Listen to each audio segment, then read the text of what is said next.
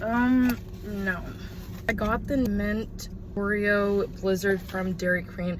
When I tell you, this looks like a sample. I'm so confused. This was like $5.40. I was so shocked when the girl handed it to me. But anyways, let me put down a napkin. Hello.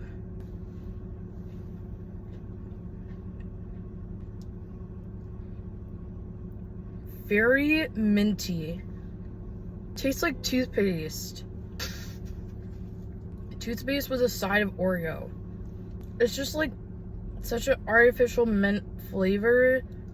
I don't like this one. I mean, I am gonna go home and put this in the freezer and try to eat it, but I know they're coming out with a bunch for the summer, and there's a couple flavors that I'm interested to try. No.